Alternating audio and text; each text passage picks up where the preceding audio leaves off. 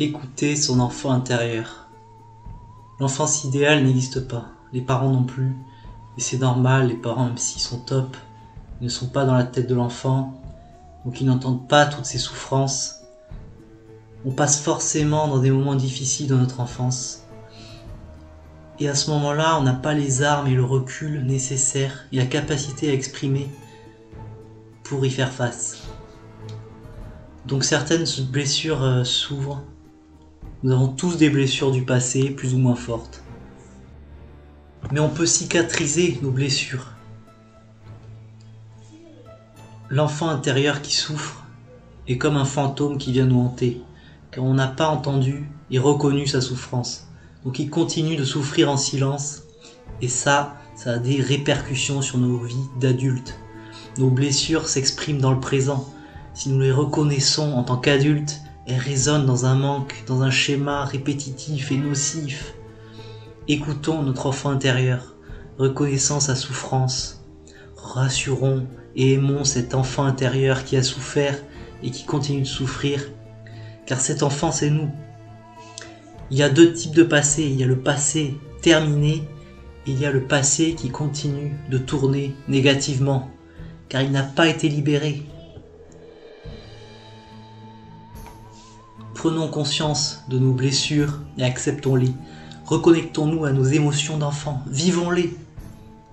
Ainsi nos blessures peuvent cicatriser, elles sont alors intégrées. Nous pourrons même en faire une force, un sens dans notre vie. Un sens qui nous donne de l'élan et de l'énergie. Une énergie pour réparer le passé, une énergie pour nourrir les besoins dont on a manqué. De quoi ai-je manqué dans mon enfance ? Comment je peux nourrir ces besoins au quotidien ? Comment je peux me reconnecter à mon enfant intérieur ? Je te propose un exercice qui m'a beaucoup aidé. Guéris ton enfant intérieur grâce à cette méditation vraiment puissante que je te mets dans le coin droit de la vidéo.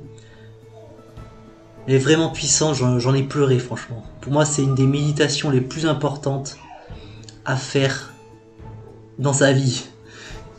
Et je voudrais te poser une question. Comment avancer sereinement dans la vie si on ne s'occupe pas de ses blessures ? Elles restent béantes, elles ne cicatrisent pas. Alors reconnais les souffrances de ton enfant intérieur et fais-lui un gros câlin. Dis-lui que tu l'aimes et que tu comprends sa souffrance. Car tu as maintenant la force et le recul d'un adulte. La souffrance a un sens, elle n'est pas là par hasard. Ne fais pas de ton enfant intérieur un fantôme qui vient te hanter tout le temps. Si tu souffres, c'est ton enfant qui toque à la porte de ta conscience. Accueille sa souffrance, qui est aussi la tienne si tu t'en occupes pas. Et pour finir cette vidéo, je voudrais te lire un texte très émouvant. C'est votre enfant intérieur vous parle, écoutons-le. En chaque adulte, un enfant pleure et crie. Permets-moi de vivre. Donc voici un texte écrit par votre enfant intérieur. Ça pourrait être l'enfant de n'importe qui. Tous les enfants intérieurs du monde se ressemblent.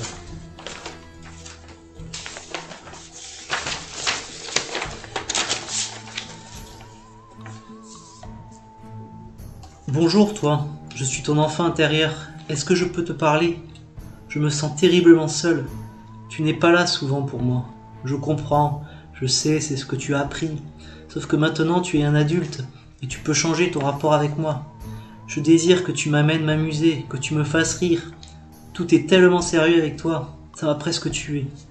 J'ai besoin de toi, c'est toi le chauffeur du véhicule, me permettant de me réaliser. Tu as laissé les autres m'écraser, et par le fait même, écraser mes besoins et désirs. Ensuite tu as poursuivi leurs œuvres.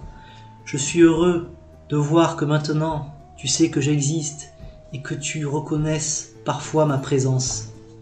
J'ai très peur que tu me laisses tomber à nouveau, que tu cesses de m'écouter, que tu cesses de considérer mes besoins et désirs. Lorsque tu ne m'écoutes pas, je souffre et te le fais savoir. Tu sais, l'autre jour, quand tu as ressenti ce malaise, c'était moi qui ai attiré ton attention. Quelquefois, ça fonctionne, d'autres pas. Tu es très fort. Moins tu m'écoutes et plus le malaise est grand. Si ça fait mal, c'est que moi j'ai mal. S'il te plaît, reste avec moi. Permets-moi d'être.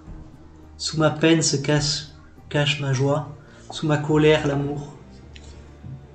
Sous ma peur, la confiance en toi.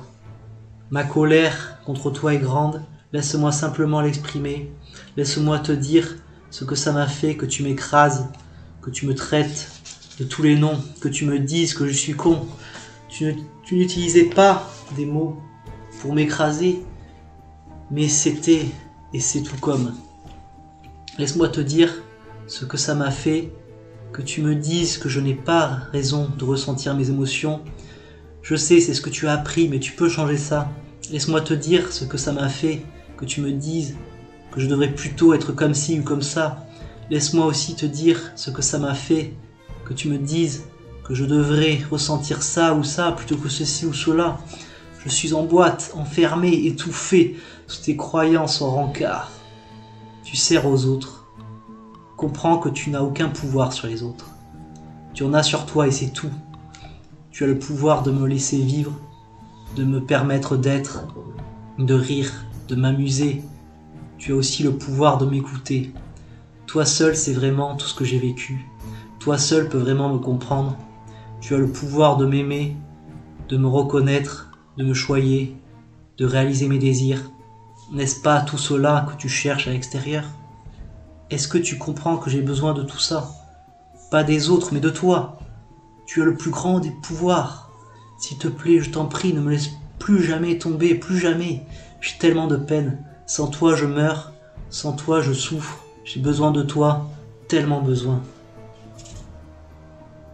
Ne m'abandonne pas, ton enfant intérieur. Bon, ce texte, moi, il me procure beaucoup d'émotions. Peut-être que toi aussi.